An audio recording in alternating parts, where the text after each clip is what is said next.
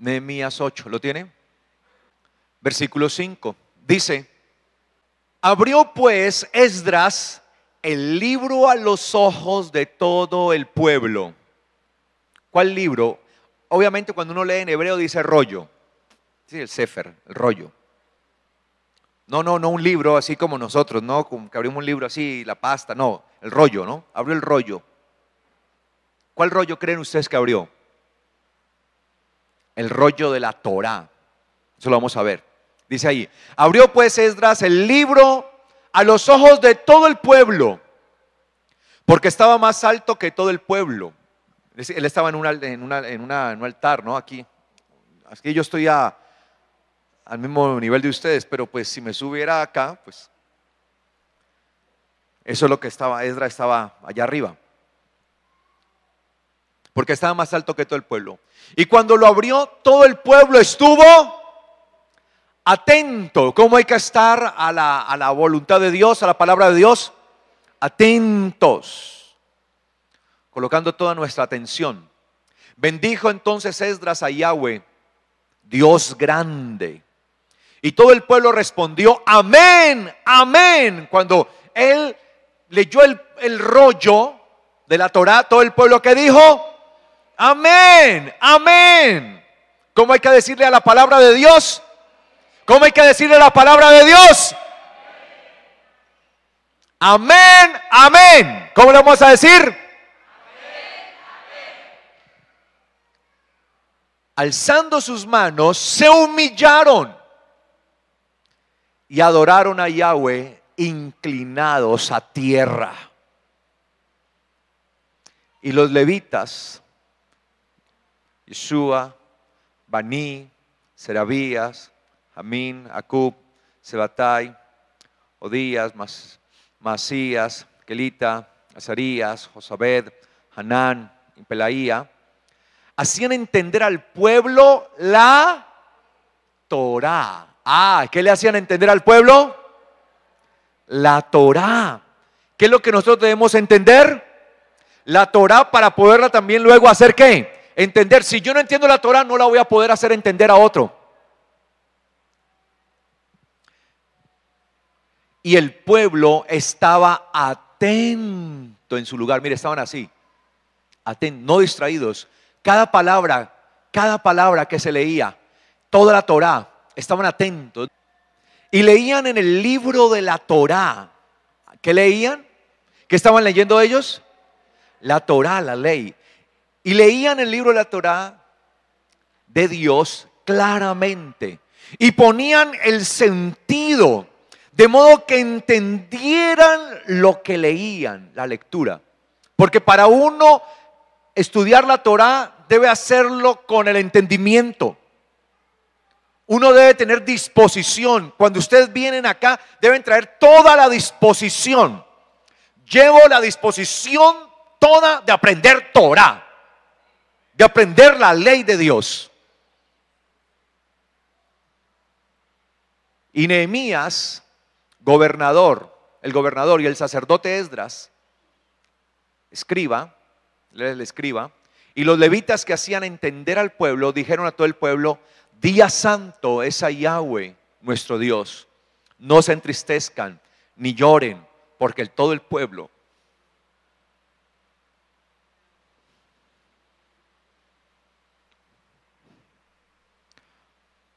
lloraba oyendo las palabras de la ley. ¿Sabe por qué lloraban? Porque llevaban más de 70 años sin oír la ley. Porque habían estado cautivos en Babilonia. Y ahora tenían la oportunidad de volver a oír las palabras de la Torá. Tenían ahora ese honor de oír las palabras de la Torá. Y nosotros tenemos constantemente el honor de oír las palabras de la Torá. Por lo tanto, no podemos despreciar las palabras de la Torá. Y él les dijo: alégrense No se entristezcan, alégrense, alégrense. Ellos no lloraban porque las palabras de la Torá les produjeran en sí mismo tristeza.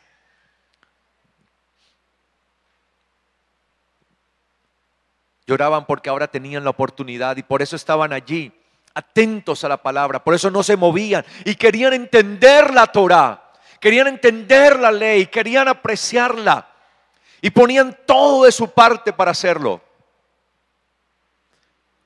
Pero esto vino el aliciente para ellos por cuanto que se humillaron. Entonces, ¿qué es la humillación?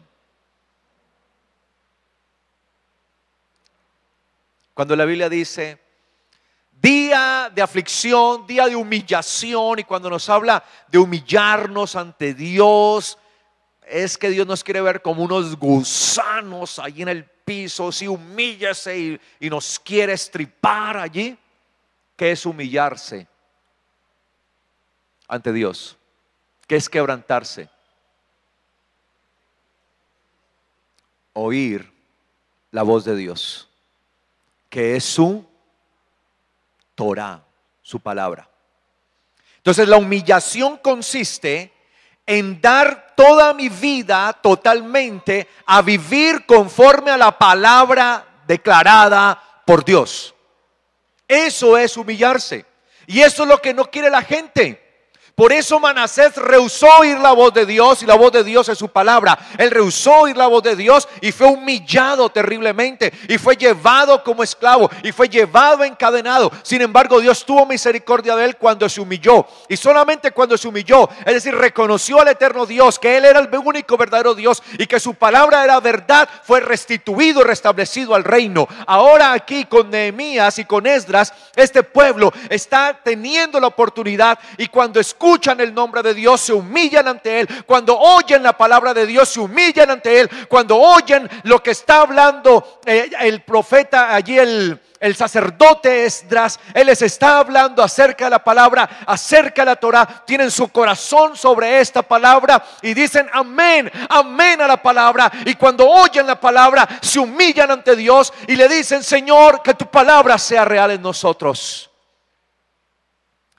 Entonces la humillación tiene que ver con permitir que Dios haga su voluntad en mi vida conforme a su palabra. Esa es la humillación que Dios pide. De la humillación de que habla el mundo. Y cuando nos humillamos, pues Dios trae bendición sobre nuestra casa, sobre nuestra vida. Lo que le sucedió a Daniel.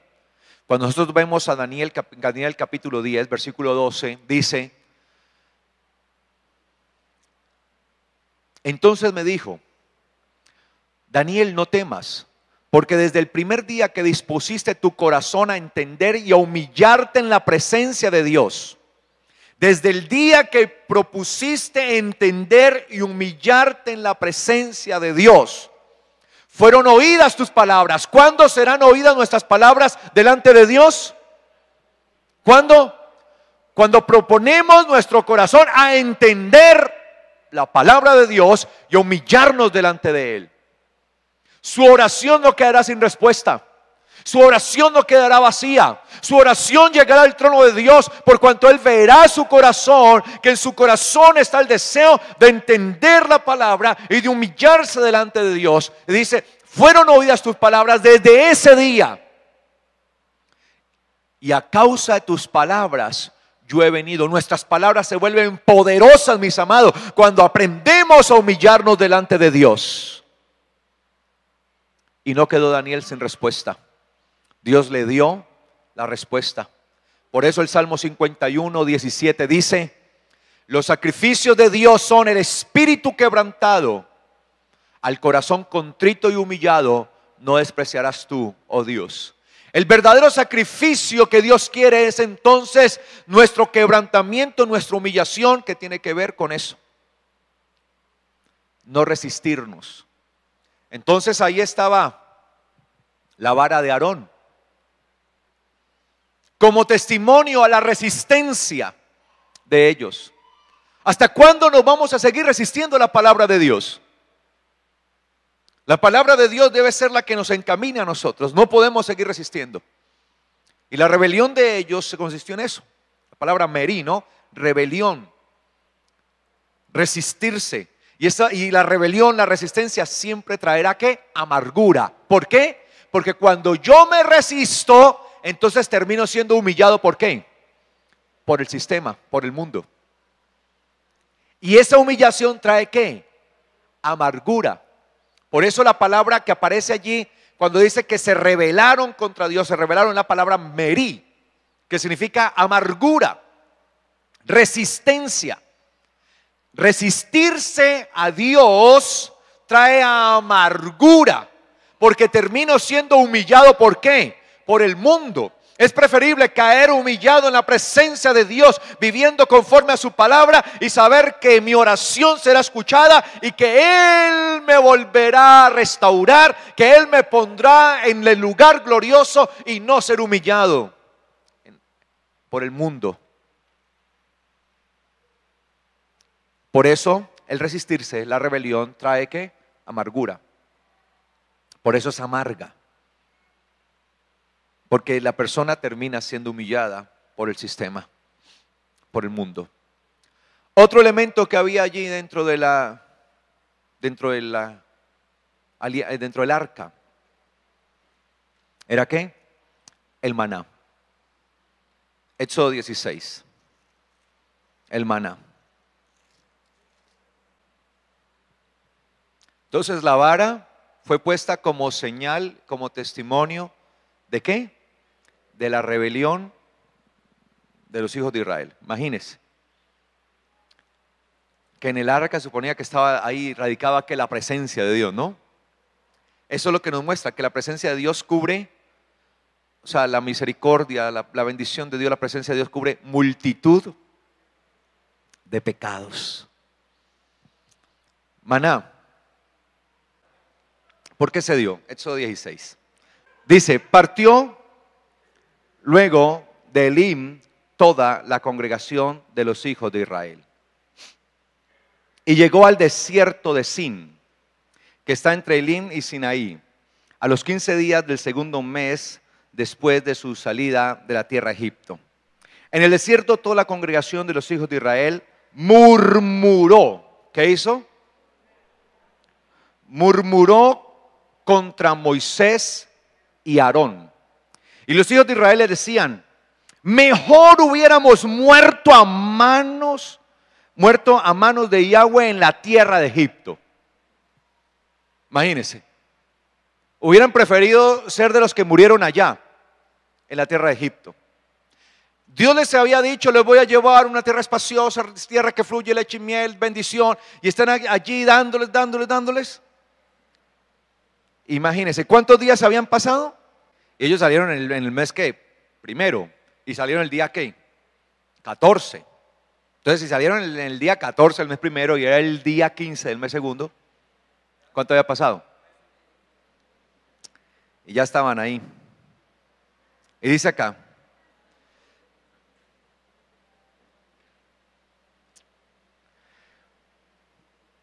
mejor nos hubiéramos muerto a manos de Yahweh en la tierra de Egipto, cuando nos sentábamos ante las ollas de carne, cuando comíamos pan hasta saciarnos. Imagínense, ellos están comiendo ollas de carne y pan hasta saciarse. ¿Qué dice la Biblia? Que les habían quitado la ración y ahora que estaban comiendo puras hierbas. Hasta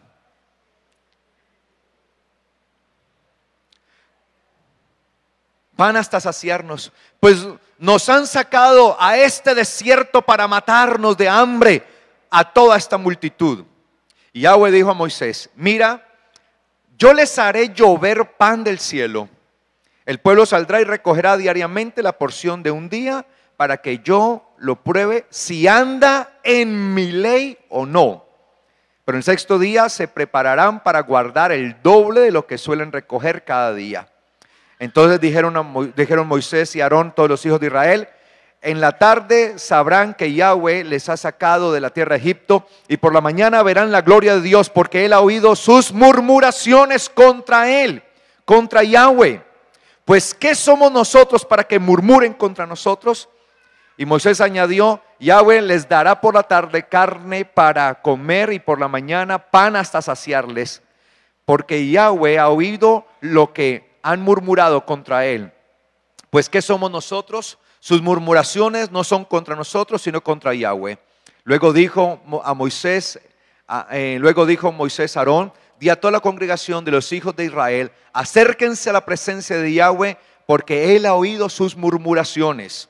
Mientras Aarón hablaba a toda la congregación de los hijos de Israel, ellos miraron hacia el desierto y vieron que la gloria de Yahweh aparecía en la nube. Y Yahweh dijo a Moisés: yo he oído las murmuraciones de los hijos de Israel. Háblales y diles: al caer la tarde comerán carne y por la mañana serán saciados de pan. Así sabrán que yo soy Yahweh su Dios. Al llegar la tarde subieron codornices que cubrieron el campamento, y por la mañana descendió rocío alrededor del campamento. Cuando el rocío cesó de descender, apareció sobre la faz del desierto una cosa menuda, redonda, menuda como escarcha sobre la tierra. Al verlo, los hijos de Israel se dijeron unos a otros: ¿qué es esto? Porque no sabían qué era. Entonces Moisés les dijo: es el pan que Yahweh les ha dado para comer. Esto es lo que Yahweh ha mandado. Recojan de él cada uno según lo que pueda comer, un gomer por cabeza, conforme al número de personas en su familia. Tomarán cada uno para los que están en su tienda. Y los hijos de Israel lo hicieron así, y recogieron unos más, otros menos. Lo medían por gomer, y no sobró al que había recogido mucho, ni faltó al que había recogido poco. Cada uno recogió conforme a lo que había de comer. Luego dijo Moisés: ninguno deje nada de ello para mañana. Pero ellos no obedecieron a Moisés, sino que algunos dejaron algo para el otro día, pero crió gusanos y apestaba, y se enojó con ellos Moisés. Lo recogieron cada mañana, cada uno según lo que había de comer, y luego que el sol calentaba se derretía. En el sexto día recogieron doble porción de comida para cada uno. Todos los príncipes de la congregación fueron y se lo hicieron saber a Moisés. Él les dijo: esto es lo que ha dicho Yahweh: mañana es Shabbat, el día de reposo consagrado a Yahweh. Lo que tengan que cocer, cózanlo hoy, y lo que tengan que cocinar, cocínenlo hoy, y todo lo que les sobre, guárdenlo para mañana. Ellos lo guardaron hasta el día siguiente, según lo que Moisés había mandado, y no se aguzanó ni apestó. Entonces dijo Moisés: cómanlo hoy, porque hoy es Shabbat, dedicado a Yahweh. Hoy no hallarán nada en el campo. 6 días lo recogerán, pero el séptimo día, que es Shabbat, no hallarán. Aconteció que algunos del pueblo salieron en el séptimo día a recoger y no hallaron nada. Y Yahweh dijo: ¿hasta cuándo se negarán a guardar mis mandamientos y mis leyes? Miren que Yahweh les dio el Shabbat, y por eso en el sexto día Él les da el pan para 2 días. Quédese pues cada uno en su lugar, y nadie salga de él en el séptimo día. Así el pueblo reposó el séptimo día. Y la casa de Israel llamó a este pan, ¿cómo? Maná. Era como una semilla blanca, y su sabor como de hojuelas con miel. O sea que era dulce, ¿no? ¿Cómo le llamó? Maná. Ahora, ¿por qué les envió el Señor este maná? ¿Vino como resultado de qué? De la murmuración. De la murmuración. La palabra murmuración en hebreo es la palabra teluná. Teluná. Y significa obstinación.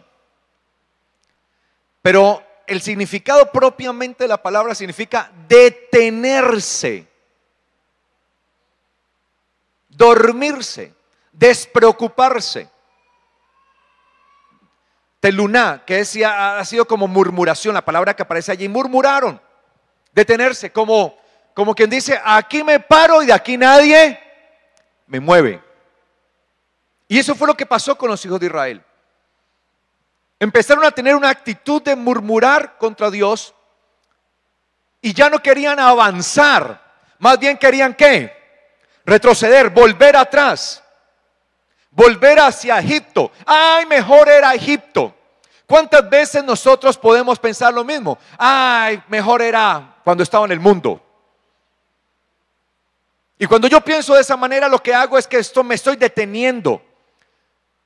Y me estoy volviendo una persona obstinada. Y esa obstinación crea en mí una queja. Entonces empezó la queja en ellos. Entonces se detuvieron. No quisieron avanzar. Ahora, ¿por qué no quisieron avanzar? Hasta que Dios no nos dé comida. Estábamos allá en Egipto y allá teníamos las viandas con carne. Mire cómo mentían. Y se detuvieron, no quisieron avanzar. La murmuración produce un estancamiento. Cuando una persona está acostumbrada a murmurar, simplemente se está volviendo una persona obstinada y se estanca, se va a estancar y no va a avanzar a ningún lado. Y la gloria de Dios no va a estar sobre esa persona y Dios no va a poder hacer nada en esa persona para que avance. Ellos se estancaron ahí, se quedaron allí, no avanzaban. Y ese es el problema de muchos. Y esa misma fue la actitud de Elías. Y por eso Elías fue depuesto de su ministerio. Cuando nosotros leemos en el libro de los Reyes, primer libro de los Reyes, capítulo 19. ¿Lo tienen? Dice: Acab dio a Jezabel la noticia de todo lo que había hecho Elías y de cómo había matado a espada a todos los profetas. Entonces envió Jezabel a Elías un mensajero para decirle: traigan los dioses sobre mí lo peor de los castigos, y mañana a estas horas no he puesto tu persona como la de uno de ellos. Viendo Elías el peligro, se levantó y se fue para salvar su vida. Al llegar a Berseba, que está en Judá, dejó allí a su criado. Luego de caminar todo un día por el desierto, fue a sentarse debajo de un enebro.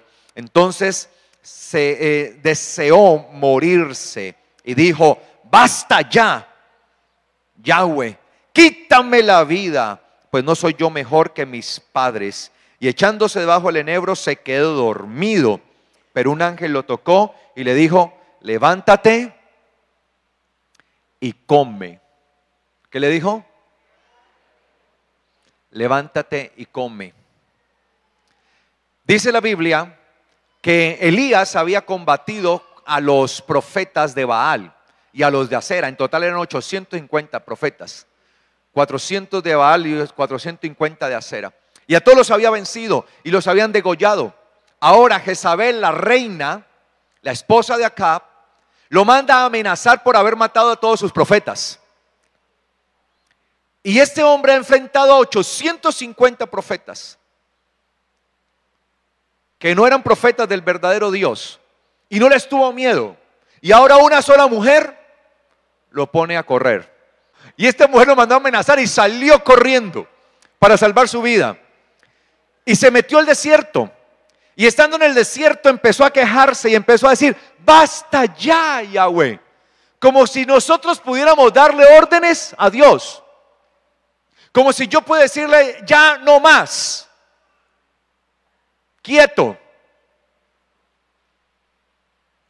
Y él estaba diciendo: basta ya, quítame la vida. Y le pide: quítame la vida. Ahora, mire la contradicción.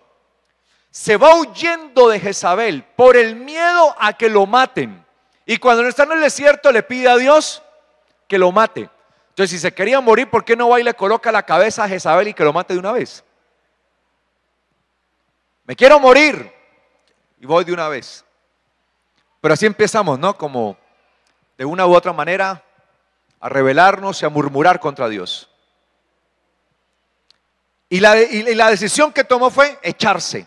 Se echó debajo de un enebro, demostrando total apatía por todo. Y se quedó dormido. Y dice: y un ángel vino y lo tocó. Mire, Dios envió su mensajero y le dijo: levántate y come. Ahora, era para que siguiera su camino. Y mira lo que dice: y miró Elías y vio a su cabecera una torta cocida sobre las ascuas y una vasija de agua. Comió, volvió, comió, bebió y volvió ¿a qué? A dormirse. No, pues qué bueno, ¿no? El ángel le dice: levántate, come y camine. Va, come, bebe y se vuelve a dormir. Regresó el ángel de Yahweh por segunda vez. Lo tocó y le dijo: levántate y come, porque largo camino te resta. O sea, no es para que siga durmiendo. Se levantó pues, comió y bebió, y fortalecido con aquella comida anduvo 40 días y 40 noches hasta Horeb, monte de Dios. Allí se metió en una cueva donde pasó la noche. Mire, entró y se metió directamente ¿a dónde? A una cueva. ¿Dios lo había mandado a estar en una cueva? Entonces llegó la palabra de Yahweh a él y le dijo: ¿qué haces aquí, Elías? ¿Qué haces? ¿Usted qué está haciendo aquí? Este no es su lugar.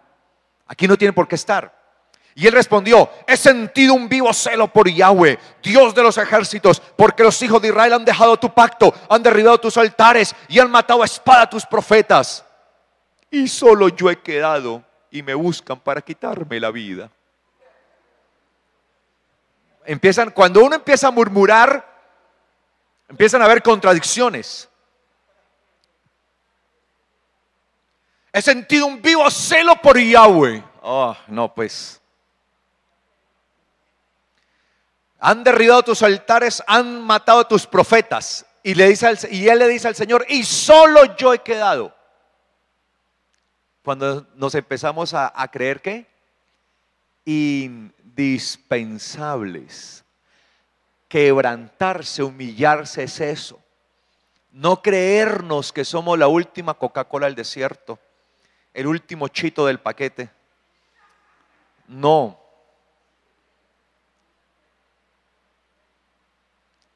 Nos creemos pues, sí, Dios nos usa, pero creemos ¿qué?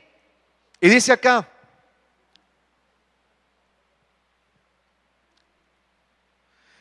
y solo yo he quedado. Y el otro extremo: y me buscan para quitarme la vida. Yahweh le dijo: sal fuera y ponte en el monte delante de Yahweh. En ese momento pasaba Yahweh. ¿Quién pasaba? Yahweh. Y un viento grande y poderoso rompía los montes y quebraba las peñas delante de Yahweh, pero Yahweh no estaba en el viento. Tras el viento hubo un terremoto, pero Yahweh no estaba en el terremoto. Tras el terremoto hubo un fuego, pero Yahweh no estaba en el fuego. Y tras el fuego se escuchó un silbo apacible delicado. O sea, Dios estaba hablando de muchas formas a Elías. ¿Para qué? Para que saliera de la cueva, y hasta ese momento no había podido salir. De una y otra manera. Y Dios siempre nos va a hablar de diferente manera. Lo hizo a través de un viento, a través de un terremoto, a través de un fuego, y nada que salía. Versículo 13. Cuando Elías lo oyó, se cubrió el rostro con el manto, salió y se puso a la puerta. Al fin, de la cueva, pero en la puerta, por si tenía que volver a entrar. Y ya el Señor le había dicho: ¿qué haces aquí? Sal de ahí, Elías. Entonces se puso a la puerta y llegó la voz que le decía: ¿qué haces aquí, Elías? Mire, otra vez. Y él respondió, y lo peor es que responde lo mismo: he sentido un vivo celo por Yahweh, Dios de los ejércitos, porque los hijos de Israel han dejado tu pacto, han derribado tus altares, han matado a espadas tus profetas, y solo yo he quedado, y me buscan para quitarme la vida. Citico, ¿no?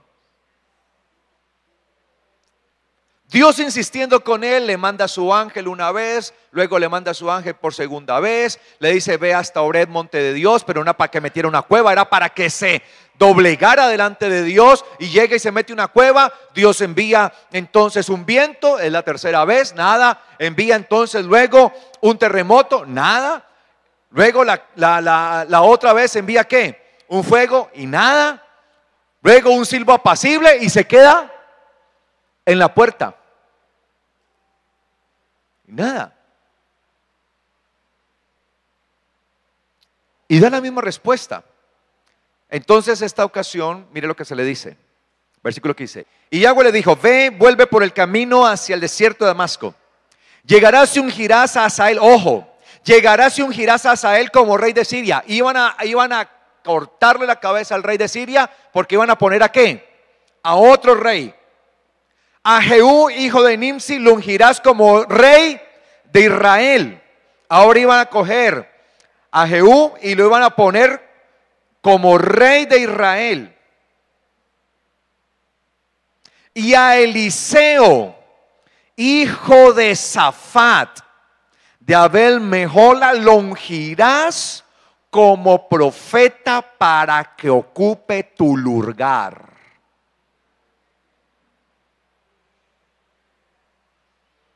Voy a cambiar los reyes, voy a cambiar el rey de Siria, voy a cambiar el rey de Israel y al profeta de una vez. Versículo 18. Porque yo he hecho, dice el Señor, que queden en Israel 7,000 cuyas rodillas no se han doblado ante Baal y cuyas bocas no lo han besado. Es decir, no eres el único.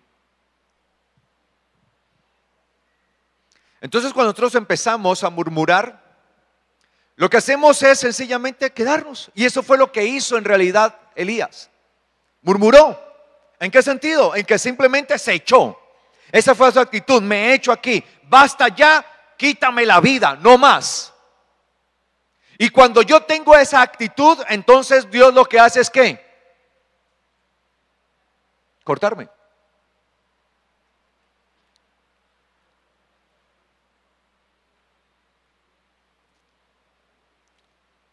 Y el pueblo de Israel había caído en esta desgracia. Habían caído en la murmuración, en la obstinación, detenerse, no avanzar. Por eso el creyente debe avanzar siempre. El creyente está dispuesto siempre a ¿qué? Avanzar, tenemos que avanzar. Por eso Pablo decía, olvidando lo que queda atrás, prosigo a la meta, al galardón del llamamiento supremo, allá, en la meta, olvidando lo de atrás. No me interesa lo de atrás, nada de lo de atrás me va a hacer perder el paso. Voy a seguir firme. Pero el pueblo de Israel estaba viendo ¿a dónde? Atrás. Ay, las ollas de carne que nos daban. Ay, las cosas cocinadas que comíamos. Era mejor haber muerto allá en Egipto, cuando el Señor les tenía allá adelante una tierra de bendición. Y el maná entonces fue enviado como señal de la obstinación, de la murmuración, del rezongar, de la queja, de la querella, de la despreocupación, del dormitar, del detenerse ante la voluntad de Dios. Entonces el maná queda allí. ¿Y cuántas veces viene eso a nosotros, a nuestra vida? Y por último dice la Biblia que estaban las tablas ¿de qué? Del pacto. ¿Para qué fueron dadas las tablas del pacto? Éxodo 34. Dice, y Yahweh dijo a Moisés, prepara 2 tablas de piedra como las primeras. Recuerde que Moisés había quebrado las tablas, ¿no? Y escribiré sobre esas tablas las palabras que estaban en las tablas primeras que quebraste. Prepárate pues para mañana, sube de mañana al monte Sinaí y preséntate ante mí sobre la cumbre del monte. Que no suba nadie contigo ni aparezca nadie en todo el monte, ni ovejas ni bueyes pasten frente al monte. Moisés preparó 2 tablas de piedra como las primeras. Se levantó de mañana y subió al monte Sinaí, como le mandó Yahweh, llevando en sus manos las 2 tablas de piedra. Descendió Yahweh en la nube y permaneció allí junto a él. Y él proclamó el nombre de Yahweh. Yahweh pasó por delante de él y exclamó, Yahweh, Yahweh, Dios fuerte, misericordioso y piadoso, tardo para la ira y grande en misericordia y verdad, que guarda misericordia a millares, que perdona la iniquidad,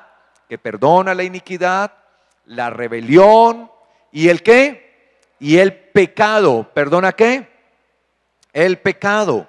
Pero que de ningún modo tendrá por inocente al malvado, que castiga la maldad de los padres en los hijos y en los hijos de los hijos hasta 3ª y 4ª generación. Entonces Moisés, apresurándose, bajó la cabeza hasta el suelo y adoró, diciendo, Señor, si en verdad he hallado gracia a tus ojos, que vaya ahora el Señor en medio de nosotros.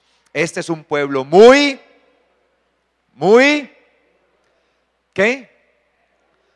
Terco, pero perdona nuestra maldad y nuestro pecado y acéptanos como tu heredad.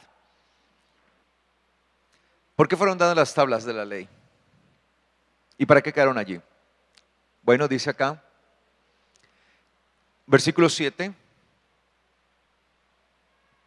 Dice que guardas misericordia a millares, que perdonas la iniquidad. La palabra que aparece allí, bueno, yo estoy leyendo desde la Biblia versión Reina Valera, ¿sí? Versión 95. La palabra iniquidad que dice perdona la iniquidad, la palabra avón, ¿sí? Palabra avón, que significa perversidad, la palabra iniquidad que aparece allí, ¿sí? Entonces lo primero es que las tablas de la ley son introducidas ahí por la iniquidad. Pero esa avón es el mal moral, avón, el mal moral. Cuando desciende la falta de moralidad en el ser humano. Y ustedes ven que hoy en día vivimos en una sociedad que le falta mucha ¿qué? Moral. Nuestras sociedades antiguamente eran mucho más morales que las de hoy. Avón es una falta, es una perversidad, es una iniquidad que viene como resultado de la falta de moral. Ojo con eso. Avón. También dice, perdona la iniquidad y la rebelión. Y la palabra rebelión que aparece ahí, la palabra pesha, no pesaj. Ojo, pesaj, no pesaj. Pesaj es Pascua. Esta es pesha, pesha. No vamos a confundir eso. Y pesha, que es, habla ahí como rebelión, habla de, en rebelión, significa literalmente separarse de la autoridad, desligarse de la justicia, cometer apostasía. Y hoy se está viviendo mucha ¿qué? Apostasía. Y la apostasía es la mutilación de la fe, de la palabra de Dios. Entonces las tablas de la ley se dan por el avón, que es la perversidad o la iniquidad que viene como la falta de moral. La rebelión o pesha, que es la apostasía o separarse de la autoridad. No me quiero someter a la autoridad de Dios, me separo de su palabra, quiero hacer conforme a lo que yo creo. Y hoy estamos viendo apostasía. La palabra pasha significa apostasía, cortar, mutilar la palabra. Hoy mucha gente está usando la palabra indebidamente y la están cortando y la están usando como no es. Y también dice, ¿y por el qué? Pecado. Y la palabra pecado, que les he enseñado aquí bastantes veces, es la palabra hajtat. Hajtat. Y esa palabra, sí, pecar, pecado, significa haber caído del lugar, desviarse de la meta, errar al blanco. Y muchos hoy se están desviando de la meta. Entonces las tablas de la ley quedan como testimonio en contra de la iniquidad, avón, del desorden moral, en contra de desligarse de la autoridad, pesha, desligarse de la autoridad, y del pecado, que significa desviarse de la meta, desviarse del camino, perderse del camino. Entonces, la palabra enseña que esto el Señor lo visita. Entonces las tablas están dadas, entonces las tablas fueron dadas por eso. Entonces las tablas fueron dadas porque vivimos en medio de una sociedad apartada de Dios. Las tablas fueron dadas porque la humanidad no vivía conforme a la voluntad de Dios y vivían ¿en qué? En pecado. Y por eso es que la Biblia dice en la carta a los Romanos que el pecado reinó desde Adán, desde la caída de Adán, ¿hasta dónde? Hasta Moisés, porque fue con Moisés que se introdujo ¿qué? Las tablas, y estas tablas de la ley quedarían como testimonio en contra de todo ese pecado del hombre, en contra de ese apartarse de Dios, en contra de esa iniquidad, de esa perversidad del ser humano. Entonces mire que todas estas cosas que están dentro del arca de la alianza vienen como resultado del mal proceder del ser humano. Y lo que sucede es que están dentro del arca y están siendo cubiertos. ¿Qué muestra eso? Que los que se adhieren a Dios y se humillan a Él, todos estos pecados, todas estas faltas serán ¿qué? Cubiertas. Serán cubiertas. No serán sobre nosotros. Pero quienes no se sujeten y no se humillen delante de Dios serán convictos y serán juzgados por todas estas faltas que hemos visto. Entonces Yom Kippur sencillamente es una invitación que el Señor hace para que el fuego de Él no caiga sobre nosotros, sino que ese fuego sea continuamente sobre el sacrificio glorioso que ya fue presentado una vez para siempre. Y ese sacrificio, ¿quién fue? Jesucristo, quien llevó el peso de nuestra culpa. Pero cuando yo no me humillo ante Dios, todo el peso de la culpa caerá sobre mí y el fuego de Dios caerá directamente sobre aquel que no vive conforme a la voluntad de Dios. Entonces, ¿qué es Yom Kippur? Yom Kippur es una invitación que se nos hace continuamente a humillarnos delante de Dios, a vivir conforme a su palabra, conforme a su voluntad, para que el juicio de Dios no venga sobre nosotros.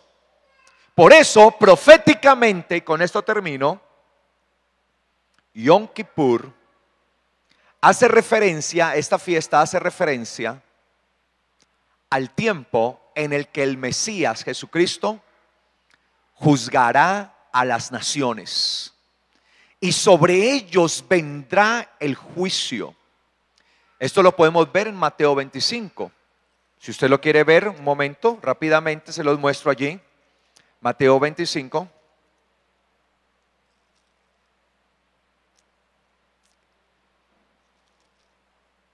Versículo 31 dice: y cuando el Hijo del Hombre venga en su gloria, porque Él regresará, ¿cuántos creen que el Señor vendrá otra vez? Y todos los santos ángeles con Él, entonces se sentará en su trono glorioso y serán reunidas delante de Él todas las naciones. Entonces apartará a la gente unos de otros, como un pastor aparta las ovejas de los cabritos.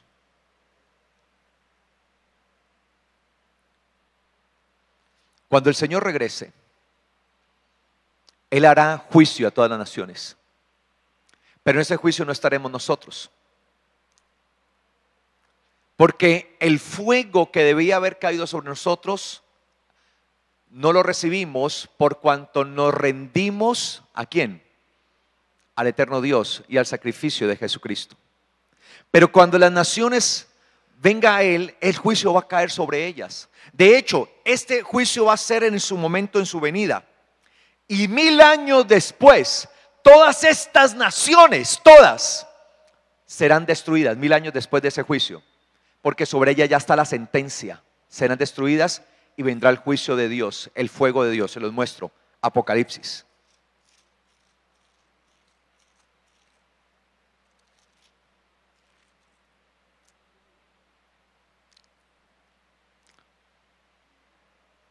¿Lo tienen?